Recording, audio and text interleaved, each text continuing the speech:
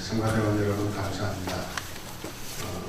선교에 대한 말씀을 드리려고 그러는데 예수님께서 마태복음에 말씀하신 것처럼 내가 끝까지 너를 지켜주겠다 그런 말씀이 있어서 선교사들이 그 말씀 붙들고 현장에 가서 고생하면서 참고 있는데 오늘 찬송의 마지막 부분이 그렇게 연결이 돼서 참 감사합니다. 원래 교회 5월달 카렌다에 의하면은 오늘은 청소년들을 생각하면서 교회가 기도하고 예배드리는 주일입니다. 그럼에도 불구하고 제가 그렇게 하지 않고 하나님께 구워드리는 교회라는 제목으로 선교에 대한 말씀을 드리려고 하는 이유는 지난 금요일입니다. 어제 그제 베트남에서 우리 담임 목사님 지금 현재 거기 계시고요. 우리 강정국 장로님 가셔서 그 교회를 계속해서 건축할 수 있도록 지원하는 모든 예배와 순서를 다 진행하시고 강정국 장로님은 돌아오셨고 목사님은 아직 안 돌아오셨어요. 그래서 우리 교회가 20년 만에 그동안 선교를 많이 간헐적으로는 했지만은 이렇게 큰 덩어리로 한 교회를 건축하는 일을 시작하면서 우리가 선교에 대한 그런 결심을 다시 한번 해야 되겠다. 그런 마음으로 이렇게 말씀을 준비했습니다. 이건 지난 주일날 여러분들이 두 번에 걸쳐서 우리 주보에 나와 있던 베트남에 있는 창신교회를 건축하는 그 내용을 전부 다 여기다가 적어놓고 있습니다. 그래서 그건 참고로 보시고 다음 주간에 이제 박 목사님이 오시면 이번에 건축 기공식을 하면서 했던 모든 일들을 아마 사진으로 찍어 오셔서 여러분들에게 보여주시리라고 생각을 합니다. 오늘 조금 전에 권사님이 읽어주신 성경 잠언 19장 17절에 보면은 가난한 자를 불쌍히 여기는 것은 여호와께 보이는 것이다. 여기서 가난한 자란 말은 돈이 없는 자만을 얘기하는 것은 아닙니다. 다시 말하면 베트남에는 아직도 기독교 선교가 공식적으로 인정된 나라가 아닙니다. 다시 말하면 예수 그리스도의 복음에 대해서 심히 가난한 백성들이 살고 있는 그곳에 교회를 건축해서 사람들이 교회로 나와서 예배드리고 구원의 백성으로 살아갈 수 있도록 하는 것은 우리 교회가 6천만 원이라고 하는 거금을 들여서 일을 하고 있지만 그것은 하나님께 구워드리는 거다. 창신교회 참 대단하죠. 전지전능하신 하나님 앞에 지금 6천만 원 구워드렸어요. 바로 그런 얘기입니다. 성경의 얘기가. 그리고 그 다음 성경을 보면 주께서 그 선행을 갚아주시겠다. 그리스도의 복음을 증거하는 일 이외에 더 아름다운 일은 없습니다. 물론 두 번째, 세 번째 많이 있겠지만은 제일 중요한 것은 예수 그리스도께서 부활하셨다는 사실. 그리고 그 부활하신 예수가 땅 끝까지 그리스도의 복음을 증거하라고 교인들에게 명령해 주신 것. 그것을 우리는 지금 가슴을 활짝 열고 실천하고 있는 겁니다. 그때 그 선행을 갚아주시라. 그 비전을 아름답게 실천하는 교회가 오늘 본문 그 다음에 있는 사도행전 13장에 있는 안디옥 교회라고 하는 교회입니다. 안디옥 교회는 어떤 교회냐? 우선 첫째로 말씀을 드리면 이방인 교회입니다.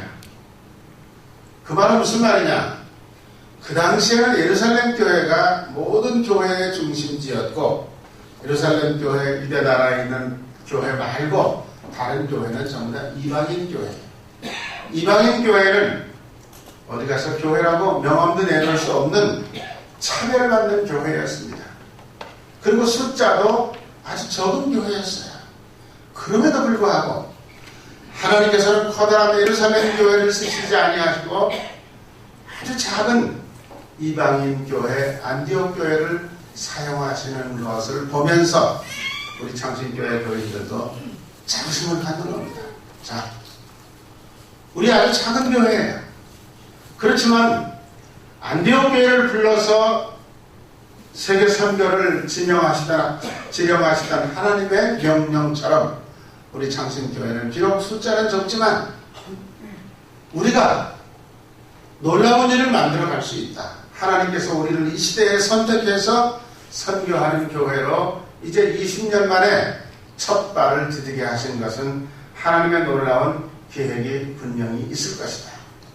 그러면서 안디옥 교회를 한번 보면 안디옥 교회 여기 13장 1절에 보면 구성원들에 대한 얘기가 나와요. 제일 먼저는 선지자들이 있었다. 가르치는 교사들이 있었다.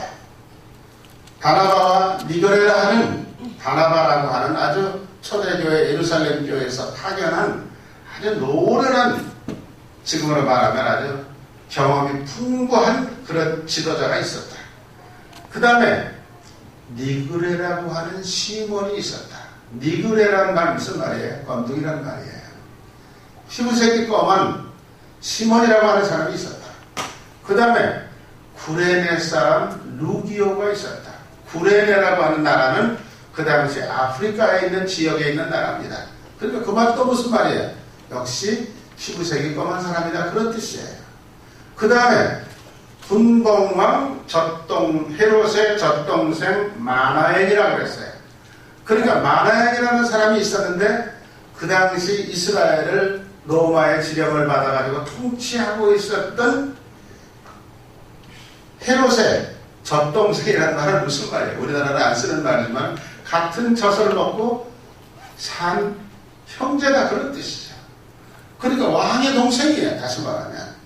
그리고 사울이라 그러는 사람이 있었어요. 이렇게 우리가 본다면 안디옥 교회는 구성 자체가 요즘 말로 하면은 글로벌한 선교적 교회예요. 우리 창신교회는 그거는 조금 다르죠. 우리는 창신중고등학교 대학에 근무하시는 분들 중심으로, 또 오늘 우리 저기 유학생들 많이 나와 있는데 유학생들, 그리고 이 주변에 계시는 분들 가운데서 몇 가정 이렇게 모여서 우리 교회는 구성하고 있어요.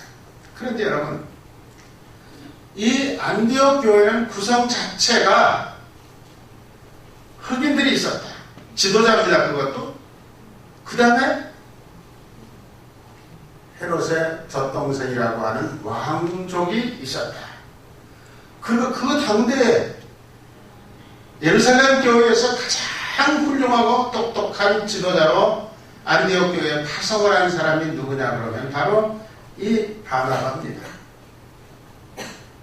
그리고 바나바 시대가 지나면서 신약시대의 교회를 주름잡고 세계 선교를 앞장서서 일하고 성경을 기록한 사도 바울이라고 하는 사람이 그 교회의 소속 멤버였어요.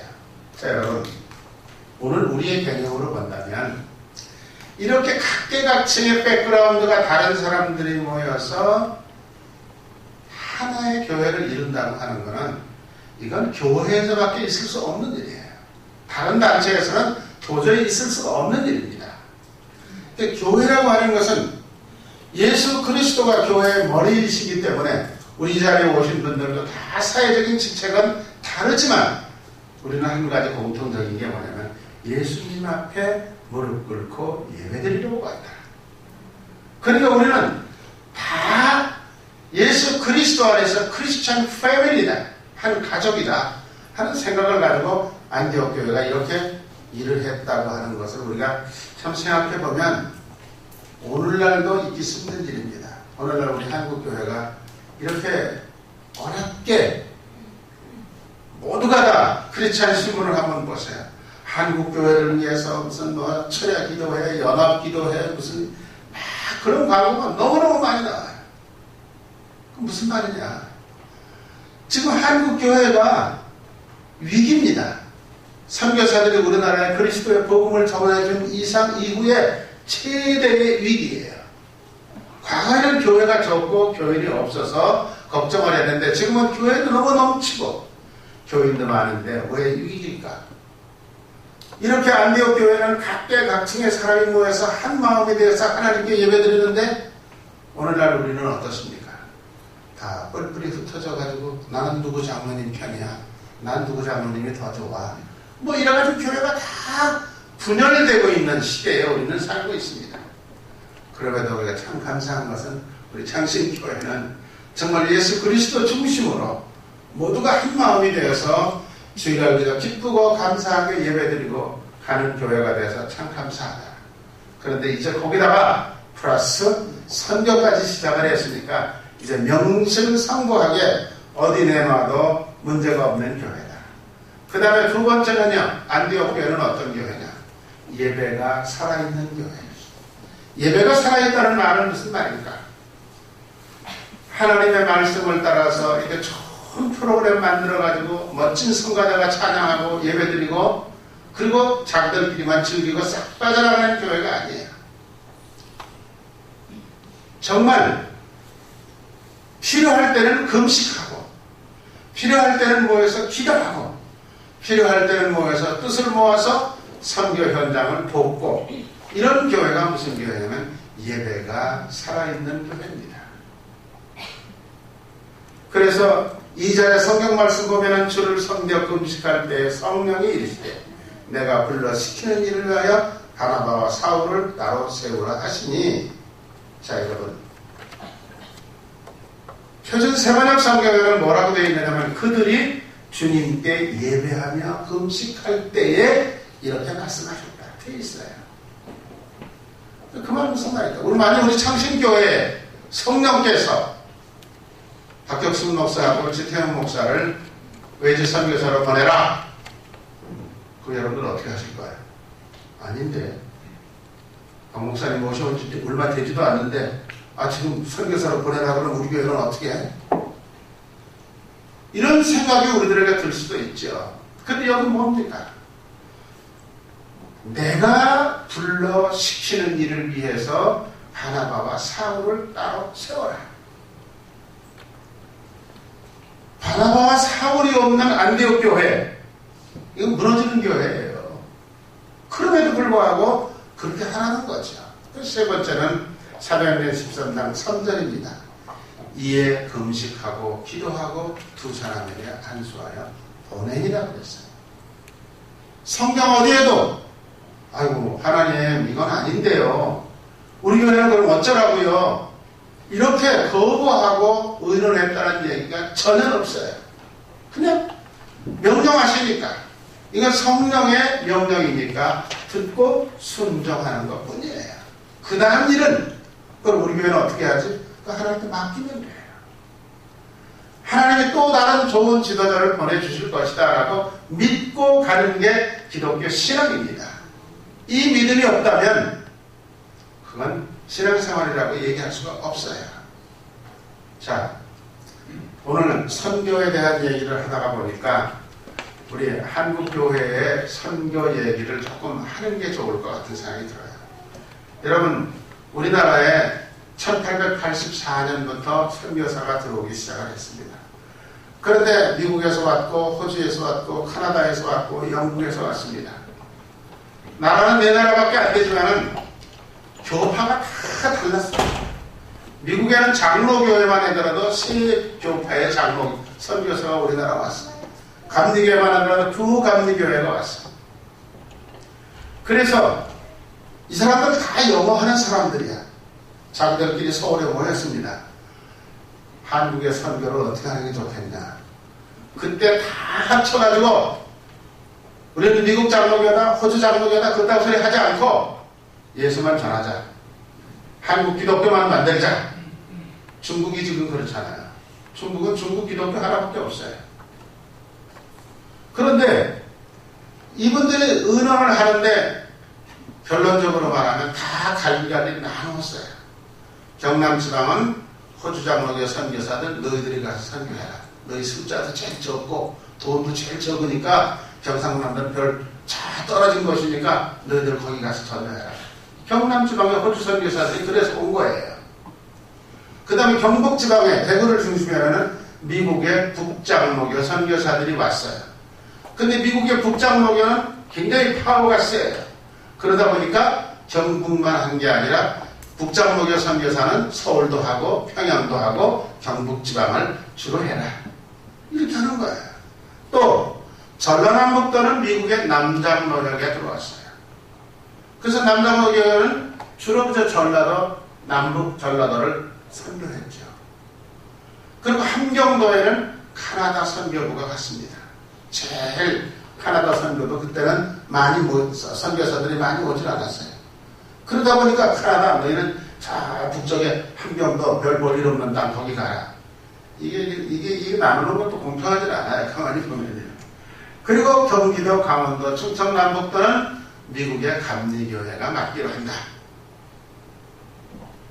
그리고 큰 대도시들은 이제 조금 전에 말씀드린 대로 미국의 남장로교, 북장로교, 감리교 이런 교회들이 맡고, 호주 같은 경우는 내 숫자도 얼마 안 되니까 경상도만 맡아라. 그런데 부산에 와 있던 미국의 북장로교 선교사들이 호주가 일이 들어오니까 그럼 우리는 너희들한테 맡기고 가겠다. 이러고 떠나가지고 결국은 경상남도는 호주 선교사들에 의해서 선교가 이루어진 것입니다. 여러분 너무너무 잘 아시고 우리 경병도 장로님께서 여러 차례 여러분들에게 이 말씀하셨을 거예요. 호주 선교사로 온 사람 가운데 이 두 남매가 제일 처음 온 사람입니다. 1889년 10월 2일날 부산에 도착을 했습니다. 그래가지고 배를 타고 인천으로 갔다가 서울에서 몇 달 동안 한국어 공부하고 그리고 부산으로 다시 와가지고서 183일 만에 부산에 4월 4일날 도착을 했는데 이 조셉 헨리 데이비스 목사님이 34살에 그 다음날 점심때쯤 돼서 세상을 떠납니다. 자, 여러분 얼마나 안타까운 일입니까? 지금 같으면 뭐 금방 전화 한 통이면 호주도 연락할 수 있는데 연락도 안 되는 이런 나라에 와가지고 서울에서 여기까지 걸어서 내려와서 장질부사라는 전염병에 걸리고 도무지 잘 음식을 먹을 수도 없고 지쳐가지고 부산에 도착해서 그 다음날 세상을 떠나는 젊은 선교사. 우리 같으면 어떨까? 이런 생각도 우리가 한번 해봅니다. 자, 조금 제가 설명을 좀 붙여놨어요. 왜냐하면 제가 그 빅토리아라고 하는, 이번에 빅토리아에서 오신 분이거든요. 빅토리아는 멜번이에요. 호주에. 제가 멜번에서 11년을 살았기 때문에 이분에 대해서 잘 알고 이분을 보낸 교회 뭐 이런 데 여러 번 가서 같이 예배드리고 하는 사람입니다. 빅토리아 장로교회에서 헨리 데이비스 목사님은 1856년에 태어나서 1890년에 34살에 세상을 떠났어요. 그리고 그 동생, 여동생 메어리 데이비스를 같이 왔어요. 여동생이. 전혀 정보도 없고 알 수도 없는 나라에 오빠 혼자 가면 안 되잖아. 내가 같이 따라갈게. 이래서 그 여동생이 따라온 겁니다. 그래 와서 1885년 아까 말씀드린 대로 10월 2일날 부산에 도착했고 10월 4일날 인천 제물포에 도착해가지고 서울로 가서 미국에서 와 있는 선교사들을 만나가지고 같이 대화하고 한국에 대한 실정을 듣고 그 다음에 한국어를 공부하고 그 다음에 날이 중요해요. 로스 목사라고 하는 사람이 만든 성경책이 있었어요. 신약 성경. 그 성경책을 몇 권을 가지고 왔는지는 기록에 없지만은 등짐을 지고 그 성경책을 지고 서울에서 출발해서 부산까지 오면서 사람들에게 그 성경을 팔았대요. 그냥 준 게 아니고. 우리 한국 사람들하고 서양 사람들이 다른 점이 이런 점이에요. 우리는 그냥 거저 주는 거 좋아하잖아요. 근데 그분들 생각은 아니에요. 거저 주면 받아놓고 안 본다 이거예요. 거저 받은 거는 값어치가 없다고 생각하는 거예요. 근데 자기들이 조금이라도 돈을 주고 산 거는 아까워서 번다는 거죠. 그래서 성경을 팔았다는 거예요. 이게 이제 그분의 얘기입니다. 그런데 이 로스 목사는 제가 이거 말씀드린 게 지금 화면에 다 나오는 거예요.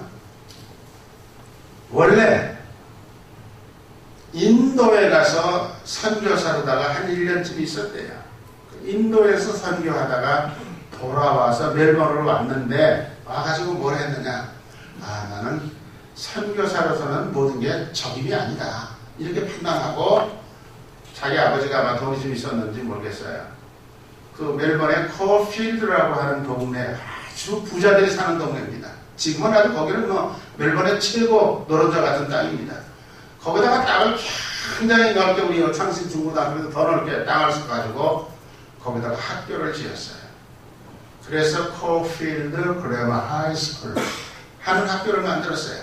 인문고등학교라 그런 뜻이에요.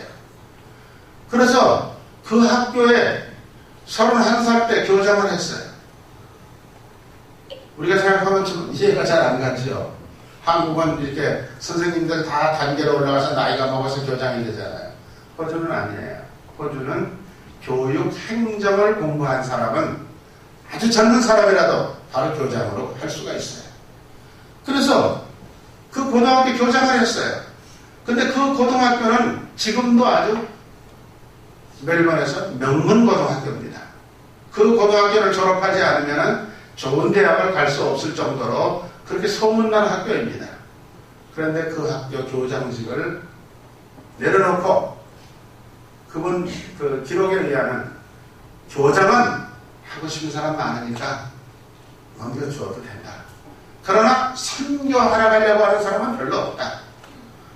그러면서 신문에서 자기 교회 뉴스레터에서 한국 얘기를 듣고 내가 인도 가서는 실패했지만은 여길 가야 되겠다. 여길 가려면은 인도에 갔을 때는 내가 신학을 공부하지 않고 그냥 갔는데 그래 가지고는 안 되겠다. 그래서 영국으로 갔습니다. 그때 그 호주에는 신학교가 없었는지 모르겠어요. 그래서 영국으로 가가지고 다시 신학을 공부하고 멜번으로 돌아와서 자기 다니던 교회에서 목사 안수를 받고 그리고 바로 출발해서 한국으로 온 겁니다. 여러분, 이 선교사가 죽고 난 다음에 몇 달 후에 이 여동생이 배를 타고 호주로 가서 우리 오빠가 이렇게 죽었습니다. 내가 가서 본 한국은 이런 나라입니다. 하고 딱 설명을 했는데 그때 그 멜번에 교회에 모인 모든 교인들이 통곡을 하면서 울면서 우리 젊은 목사 한 사람을 호주 한국이라는 나라에다가 묻어놓고 우리가 너무 어려운 나라니까 언제 죽을는지도 모르니까 선교를 포기한다는 것은 하나님의 일을 포기하는 것하고 똑같다. 있을 수 없다. 보내자. 그리고 나이 많으신 분들은 겁을 슬슬 내고 있는데 여선교회 회원들이 똘똘 뭉쳐가지고 자 우리 선교기금 만들자. 어떻게 만들까? 여자들이 만들 수 있는 방법은 뭘까?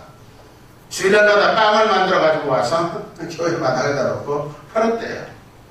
그리고 무슨 재밌는 물건, 뜨개질 하는 거 이런 거 만들어다가 팔고 이래가지고 선교사들을 한국에 보내기 시작을 해서 그 후로 130여 명의 선교사가 한국에 와서 이 경남 지방을 위해서 수고했습니다. 그리고 우리 저기 가보면 알지만은 8명이 해방전 1942년 이전에 이 땅에서 질병에 걸려서 도무지 치료할 수가 없어서 그때는 병원도 없을 때 그래가지고 세상을 떠났습니다. 이게 이제 호주 선교의 역사인데 우리가 이런 정도는 알아야 되지 않겠느냐 하는 얘기죠. 그래서 그 다음에 이제 제가 또 말씀드리려고 하는 것은 이분이 누구냐? 존 로스 목사님이라는 사람이에요. 이 사람이 역시 영국 사람이에요. 그런데 중국의 선교사로 아주 젊을 때 왔어요.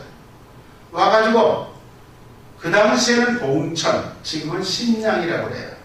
거기 와가지고 교회를 세워서 동네마다 교회를 세우기 시작했어요. 그리고 영어 성경을 가지고 와서 중국 청년들을 시켜서 중국말로 중국 성경을 만들었어요. 중국 성경을 만들고 난다면 거기 봉천에는 옛날에 함경도에 살고 있는 청년들이 들락날락 하던 그런 곳이에요. 우리 한국 사람들도 많이 왔다 갔다 하던 곳입니다. 지금은 신양이라 그럽니다. 그래서 거기서 한국 청년들을 불러다가 너희 중국에서 하루 일하는 돈 얼마 받니? 예, 20원 받습니다. 오케이. 30원 줄게. 다른 데 일하다 갈 생각하지 말고 내가 밥 먹여줄게. 잠자리 제공할게. 여기 앉아가지고 이 중국 성경을 보면서 너희 나라 말로 만들어라. 그렇게 해서 몇 년을 걸려서 만드는 성경책이 존 로스 목사가 만드는 최초의 한국 성경입니다. 이 목사님은 그런 분이에요. 그런데 이 건물을 한번 보세요. 건물이 깨끗하지는 않지만 제가 중국에 가서 매년 2001년부터 중국에 가기 시작을 했습니다. 가서 신학교에서 강의하고 농촌 지역에 지도자들, 그때는 교회는 여기저기 생기는데 목사들이 없어요. 그래서 예배를 우선 인도할 줄 아는 그런 정도 사람을 훈련시키기 위해서 매 여름 겨울철에 가가지고 그 사람들을 100명씩 200명씩 모아서 훈련을 시켰어요. 그런데 어느 날 중국 장로님이 한번 저를 찾아왔어요. 그래서 하는 얘기가 조선족만 가르치지 말고 우리 중국 사람들 좀 가르쳐 주십시오. 그러면서 우리 동네에 교회가 없습니다. 당신 동네가 어딘데? 우리 동네 갑시다. 그래서 따라갔더니 이 동네 아래 동네에서 한 800호가 사는 큰 동네예요. 근데 거기 교회가 없다는 거야. 자기 말은 교회만 하나 있으면 내가 열심히 전도하겠다. 그 장로님인데 그러시더라고요. 그래서 제가 그 동네를 가서 쭉 돌아봤는데 깜짝 놀랐어요. 이 동네 사이에 이런 건물이 있는 거야. 근데 그 건물에 저 위에 보면은 별이 탁 붙어 있어요. 중국을 상징하는 별이죠. 그 다음에 뭐 만수무강, 뭐 대통주사, 뭐 이렇게 써 있고요. 제 눈으로 볼 때는 이게 중국 스타일의 건물이 아니에요. 참 이상하다. 그래서 거기 그 장로님 보고 물어봤죠. 이 건물이 언제부터 있었느냐? 자기 모르는데 자기 어릴 때부터 있었대요. 그래서 이게 무슨 건물이냐? 그랬더니 아랫동네, 윗동네 공산당 사람들 모아가지고 교육시키는 장소라는 거예요. 에이, 동네 회관이야. 그런데 지금은 텅 비어가지고 문짝도 다 떨어져 나가고 아무것도 없어요. 지들만 왔다 갔다 해. 그래서 이거 내가 보기엔 이게 교회 같은데 이걸 고쳐가지고 교회를 만들자 그랬더니 이거는 정부에서 안 팔 겁니다. 이러더라고요. 그래서 제가 정부에 거기 선교사로 나와 있는 주계명 목사님이라는 분을 모시고 같이 그 관할 정부에 가서 얘기를 쭉 해가지고 결국 한 흥정을 해서 이 건물을 싼 값에 샀어요. 사가지고 수리를 해줘야 되는데 수리할 돈이 없잖아요. 그래서 서울에 와가지고 어떤 교회에 가서 제가 저녁 예배, 헌신 예배 때 설교하면서 이 얘기를 하고 당신네 교회에서 수리비를 좀 내시오. 그랬더니 그 교회 교인들이 감동이 됐는지 우리가 5천만 원 내겠습니다. 그래서 그 5천만 원 받아가지고 가서 교회를 수리하기 시작을 했어요. 근데 깜짝 놀랄 일을 한번 보실래요? 저 꼭대기 맨 별이 붙었던 이 자리에 별을 떼냈더니 거기 십자가가 있어요. 십자가 흔적이 보이는 거예요. 야, 그러니까 이게 교회가 분명한 거예요. 그래서 이제 이 교회의 역사를 찾았어요. 찾았더니 존 노스 목사가 그 당시에 1800년도 말에 중국에 와서 설교하면서 이 동네에다가 이 교회를 지었다는 거예요. 그런데 공산당 정부가 생기면서 이 교회를 뺏어가지고 껍데기 다 뜯어내고 거기다가 별을 붙이고 뭐 대통령 주석 뭐 이런 이름을 써붙이고 동네 회관으로 썼다는 거죠. 그래서 이거를 5천만 원 받아가지고 가서 수리하기 시작을 했습니다. 그래서 이렇게 십자가 탁 붙이고 멋지게 수리했어요. 해가지고 지금은 이 교회가 꽉 차게 모입니다. 주일날마다. 그래서 중국 사람들은 너무 행복하게 예배를 드리는 교회예요.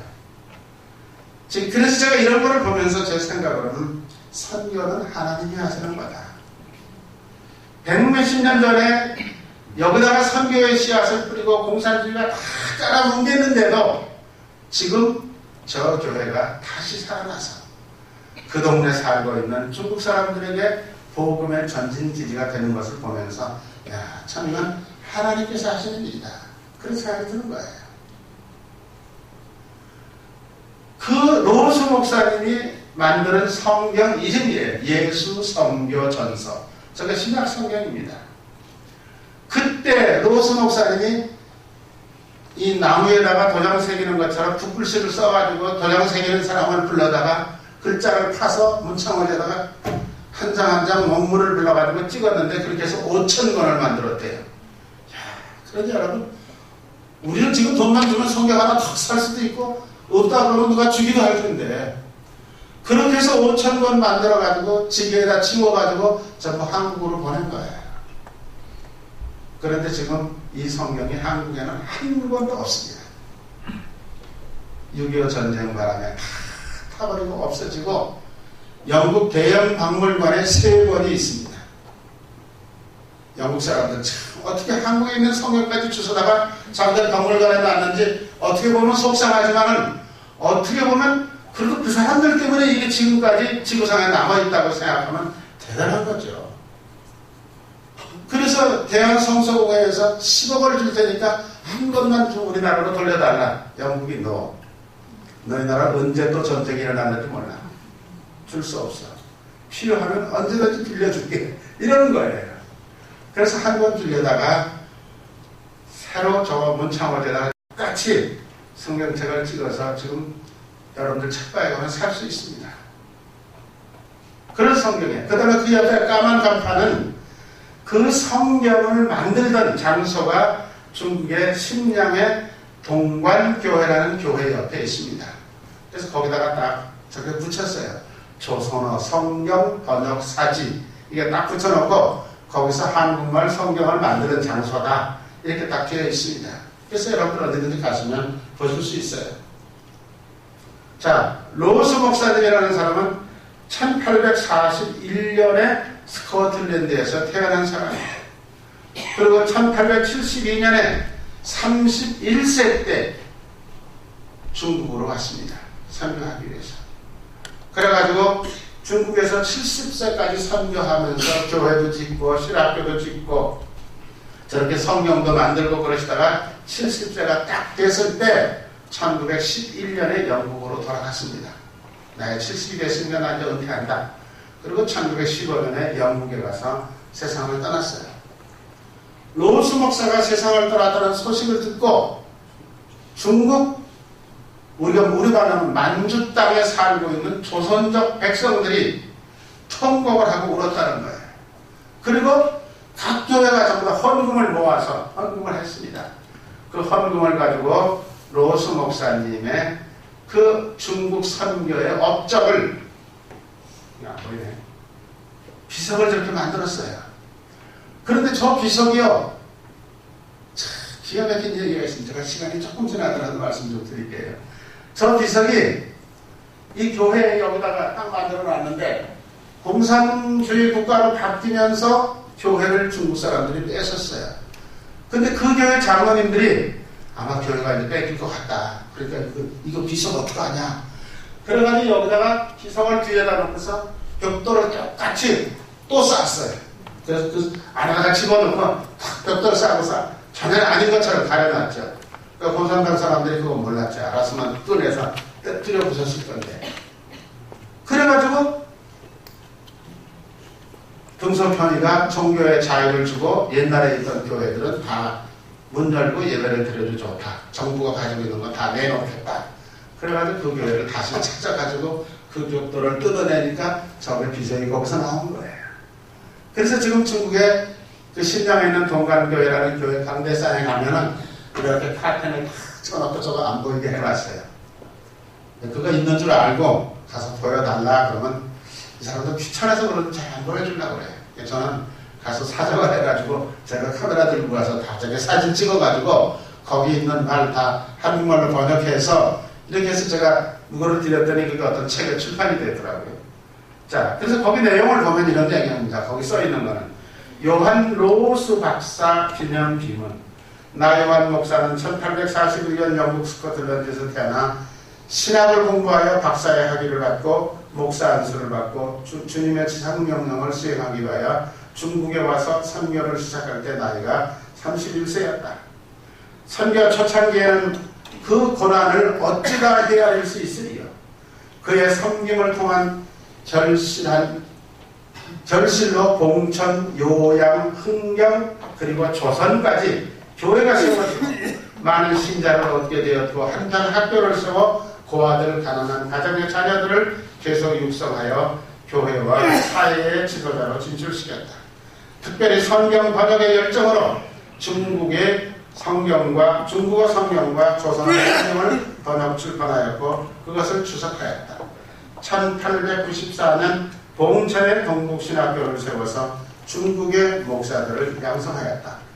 그의 사역을 마치고 70세에 본국으로 돌아가 계속 일하시다가 75세에 하나님의 부르심을 받아서 중국의 교우들이 이 소식을 전해 듣고 목사님의 선교 사역을 오래도록 기념하려고 여기에 기념비를 세웁니다.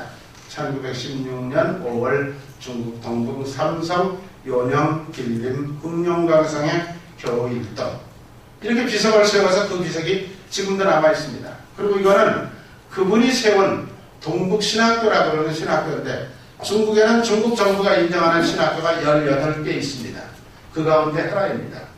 이 건물은 물론 우리 한국교회가 모금운동을 해가지고 그 자리에 옛날 건물 다 뜯어내고 새로 지어준 건물입니다. 제가 2002년서부터 시작해서 10년 동안 이 동부신학교에 가서 학생들을 가르쳤어요. 참 정말 잊을 수 없는 그런 일이죠.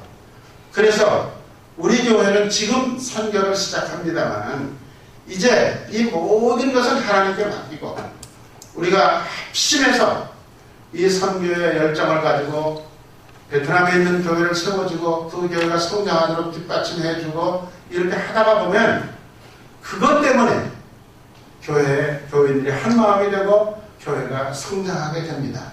그건 제가 경험적으로 얻은 거예요. 선교하지 않고 우리끼리만 뭐 이렇게 하면요 잘 될 것 같고 재밌을 것 같죠. 천만의 말씀이에요.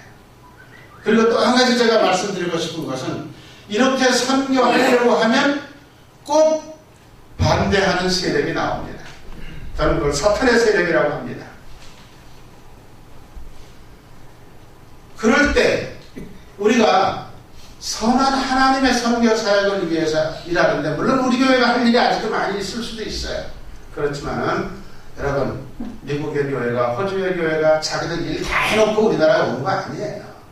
청년들이 모금운동해서 선교사를 파송하고 아까 말한 대로 여성계 회원들이 모금해서 파송하고 앞으로 우리 교회도 어려운 일이 생기고 그쪽 교회 지도자가 월급을 못 받고 있다 그러면 우리 교회 여성계 회원들이 모금운동 해가지고 우리가 책임지겠다 이렇게 해나갈 때 여성교회가 놀랍게 성장합니다. 적어도 선교하는 교회가 문을 닫았다는 얘기는 기독교 역사에 없습니다. 분명히 예수님께서 내가 너와 함께 하겠노라고 끝까지 하겠노라고 같이 말씀을 해주셨기 때문에 우리는 이 말씀 믿고 이제 20년 만에 처음으로 선교를 시작했으니까 우리가 이 일을 위해서 아이고 뭐 6천만 원 갖다 줬으면 됐지 뭐 목사님 잘하고 오셨네 이렇게 끝나는 게 아니고 계속해서 이 일을 위해서 기도하고 이 일이 우리 교회의 기도의 제목에 가장 커다란 것이다 라고 생각하고 여러분들이 신앙생활에 나갈 때 하나님께서 여러분들을 축복하시고 우리 교회를 축복하시고 그 교회를 통해서 놀라운 일을 만들어 가실 줄로 믿습니다. 네, 기도하시겠습니다. 하나님 감사합니다. 우리 창신교회 20년 역사를 통해서 저희들이 힘을 모으게 하시고 이제 필리핀에 베트남에 교회를 신축할 수 있도록 저희들에게 마음을 열어주셔서 감사합니다. 우리 담임 목사님 거기 가서 계시는데 우리가 이 일을 위해서 계속해서 기도하면서 열심히 일해갈 수 있도록 도와주시옵소서. 우리를 사랑하시고 우리 교회의 미래를 인도하실 예수 그리스도의 이름으로 감사기도 드리옵나이다.